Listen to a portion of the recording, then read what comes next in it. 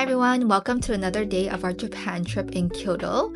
Here today we are continuing on with our adventure. We are just leaving Ippudo Tea that we saw in the last vlog, and now we're heading off to our next destination. You can tell that we were really close to the Ippudo tea room because we saw matcha bowls. And then we were also near the Imperial Gardens, or Kyoto Gyoen National Gardens, and we were in a bit of a rush to make our reservation for our next activity, so we didn't have time to really check out the gardens. It was still nice just to walk around this general area, and we did check out a couple other things like this indigo dye place, which I believe everything was dyed using real indigo ink, which is quite rare to see nowadays. Like this cool umbrella here. And now we've arrived at the DIY ring making workshop. So we actually booked a reservation here when you actually have a chance to just line up. But if you do so, it actually is quite a long lineup outside, so we highly recommend taking a reservation. And you have two options. One is to create your own ring, and the other option is to actually allow the staff to help you customize your ring. I highly recommend that you choose the workshop option because it's both an experience for yourself to do in Japan so you can make memories, and it's also something that gives you time to make the decisions for your custom ring, because if you're waiting in line outside, you can't actually make a reservation. It's first come, first serve, and you're waiting for people in front of you to finish, and you're also being rushed by the people behind you to kind of make your decisions on a very fast basis. So I feel like you just get more quality time if you go through the workshop.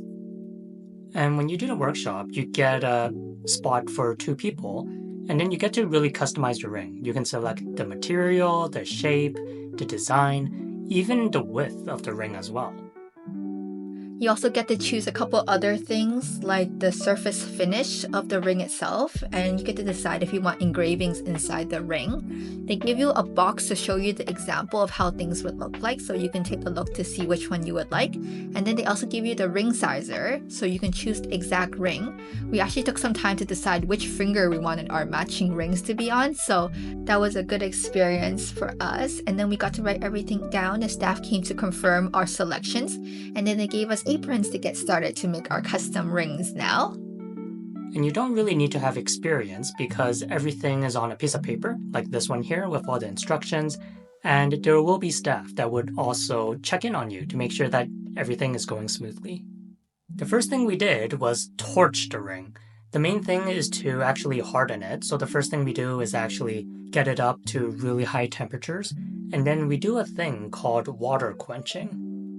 But first, the most important thing is making sure that the ring is heated evenly, and it could be quite surprising and almost intimidating because there's this idea where you're using like a torch to really heat it up, and then you drop it in water, and then it creates a little bit of a sizzle sound. And it's a very fun experience if you've never done something similar before. And it was also really cool because you could see the ring changing color on the spot too. Yeah, the more you torch it, the darker it becomes. So it goes from a silver that's bright all the way to something covered with ash or soot. And then the moment you throw it into water, it doesn't change color either. But that's why in the next step, we would actually be removing all of that dark parts with what appears to be a grinder. I think it's actually polishing off the soot. Polishing, yeah. As you can see, we're in deep focus mode over here because we want to make sure that we're getting rid of all of the black soot that's left on the ring. You want to make sure that there are no more things left on the ring because it will potentially affect the future design process. So that's why we're looking through every nook and cranny to make sure that everything else is completely removed. And that's why we're so quiet here. Yeah, it's a pretty good meditative experience, mainly because if you've ever done those coloring books for adults, it has a very similar vibe to it, where you're simply focused on removing all the discoloration essentially with this polishing device. And for every single aspect that you remove, it's like an achievement. And here is the end result after removing all of the soot. As you can see, there's no design yet.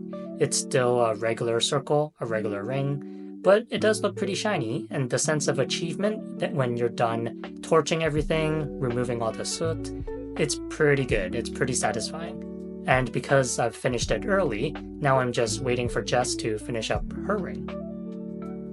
I think I finished in approximately the same time, but I was just being extra careful to make sure that I didn't lose any corners. And then here is my part of the ring. You can see that both of our rings are now perfectly shiny silver again. And ready for the next step. This is the step where we start sizing the ring with our handy dandy hammer and a steel rod to actually help you figure out how much you hit it to get the perfect sizing. There is an actual proper technique that they would show you, but essentially you don't want to hit one side too much and the other side's less. Instead, it's a bit of an asymmetrical amount where you hit one side 2 or 3 times and you hit the other side only like 1 or twice to get the perfect sizing. And it's actually different depending on the top and the bottom of the ring. I think one side is supposed to be bigger than the other, so that's why they put it through this metal rod as well too, just to make sure that it won't fall off your fingers at the very end. And then this is where you see us just like hammering way more than we should, mainly because we're so scared of hitting it too much, too hard, and then if you hit it so much that it goes all the way down, you can't condense it again. So you really got to be a bit careful with how you hit your ring because you don't want to have a ring that's too big for your finger. Right now we just finished hitting it just enough, and here we're checking the size. You can see the staff also checking it, and it looks like everything is a-okay. So I want to bring your attention to our hammers as well too, because that's actually how we're choosing the design of our rings. As you can see, both John and I actually chose different designs for our ring, and how we're designing that is actually through our hammers. So as you can see, I have a little bit of a different end than John does, and that affects how the end result of the ring will look like. So when we're using the metal rod, we're both changing the design of the rings as well as the size of the ring. It's really nice to actually hold on to the steel rod as well as the hammer because it's very heavy in your hands. At first, the rod feels like it's something light because it looks so skinny, but nope, the moment you hold on to it and start racking your ring with the hammer, you really feel like you're hitting something hard. Now that our ring size is correctly sized, we're now moving to the next step with the help of the store clerk. Instead of using the polishing device to remove the soot, now we're using it again to actually polish the surface of the ring. So John and I both chose different versions of the ring. I got more of a rounded type of ring, while John got more of a square type of ring. But for the finish, we both decided to get a shiny finish. So that's why we have the same equipment. But if you choose any other designs, you might have a different polish device than us. And depending on the pattern that you selected originally, it actually influences how shiny your ring will actually be, even if you're using the same polishing equipment. Mainly because for my ring, it was using a very scratchy pattern, so there's not a lot of flat surfaces to even polish it. Instead, it's a lot of really thin lines, so when I do polish mine, I'm just polishing the thin lines. And here is the grand reveal. Yeah, our rings look so beautiful now. We actually did get engravings inside the ring, but the store clerk actually helps you with that. You choose what you want to write down, and then she'll put it into the machine out in the front, and that's how they engrave it for you. And here I am, testing out my ring vigorously. And here is the rings again in a different lighting, just so you can see how shiny and beautiful it is.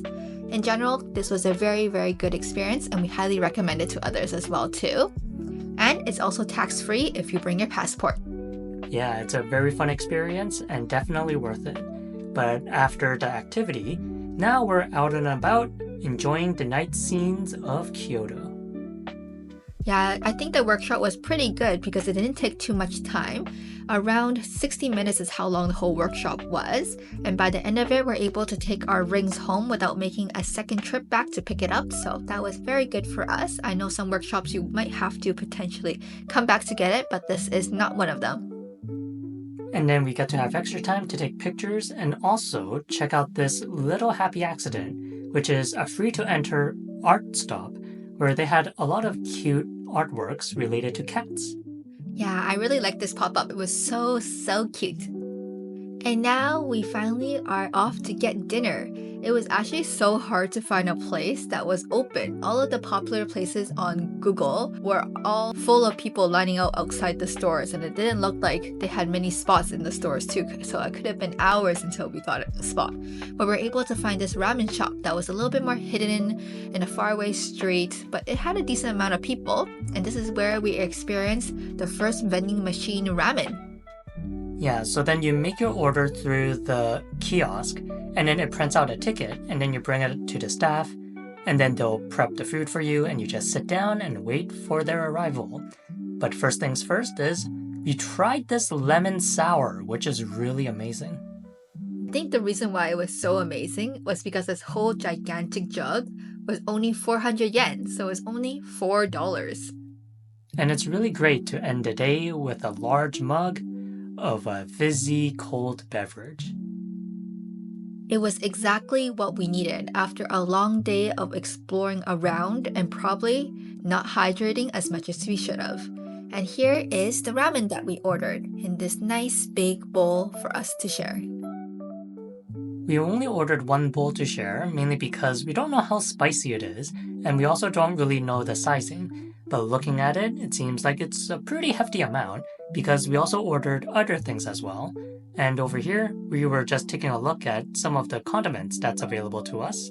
This one is minced garlic.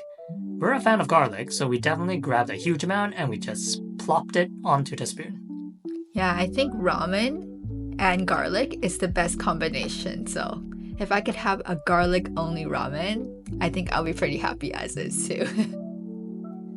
But in Japan, we also have to try the other condiments, like this one, which is pickled vegetables. I don't think I've normally eaten this locally at home, but when we're in Japan, I'm like, oh, what is this? This seems very interesting. Let's plop in a little bit. And after doing that, the next thing was checking out this spice mixture. So apparently it's called togarashi, which is the Japanese name for probably something very spicy. I heard that it's a spice mix of 7 to 5 different types of spices, and it's quite popular in Japan. We saw it a couple of times at different souvenir stores as well too, so I think a lot of people like it because it's not too spicy. And here we are getting ready to try the gyoza. So Japanese gyozas have always been good in our opinion. Every single place that we go to with gyoza, it has been quite top-notch, and this place is no exception. Yeah, we actually had gyoza a couple times during our Japan trip because it was just a classic thing that was always something that we could count on when we're feeling hungry or a little bit peckish and want a nice light snack. And here is the karaage that we ordered. That's something also very classic to go alongside ramen. We also like having a crispy chicken karaage, and I don't think we've had a bad one so far during our trip too. So it was also something that we like ordering. It's crispy and not too oily, so that's something we enjoyed. Yeah, it's really hard to go wrong with chicken karaage. It just seems almost like a staple at this point, where if we go to Japan, you can't go wrong with just the golden pieces of meat like these. And with a combination of everything else, with like the gyoza, the ramen, the lemon sour, it is a combination made in heaven, and it's really hard to just find any flaws with it, because it's nothing fancy, but it is heavily satisfying. And what we like best about going to Japan is that we are going to so many walks after everything. So here is our digestion walk to explore around after we had that delicious meal. We actually saw this Wagyu store that was kind of close by, and what really piqued our interest was how realistic this fake food looks. Japan just has such a good technique to make fake food look so real and so delicious. And we randomly stumbled upon this hotel, which is in the middle of everything, with a really good view and just really cool architecture. There's also a different section where it looks like there's a moat, and there is a lobby with big glass windows, perfect for people watching. And here we are at the overpass that we stumbled upon. So this overpass has been something we've been looking at since we've been staying at the Blossom Hotel, but we just never really had a chance to explore it because we've always been busy checking out other places. But this was the perfect time to do so because this is also the last night before we are going over to Arashiyama. And it was nice because we got to see the top view of the streets down below us and get these beautiful night shots. And the best part is not a lot of people actually walk on it, so you get a private view of the surrounding area and you can take nice photos. This is actually good for us as well too because we discovered this local grocery store and it was so affordable. We honestly wish we discovered it earlier, but we got a lot of cool things that we'll show you potentially in the next vlog, but we made it right on time for the late night markdown. So many things were affordable and we were able to try a lot of things that we've been wanting to try for a while. So highly recommend checking out your local grocery store after 6 p.m. or 5 p.m. That's when they start marking things down. And the cool part is there's a lot of crab, and we actually brought it with us to our next destination. But overall, grocery shopping is so fun. And here is a sneak preview of what we had. And that's another day of our Kyoto trip. Hope to see you all again next time. Please like, comment, and subscribe. Bye!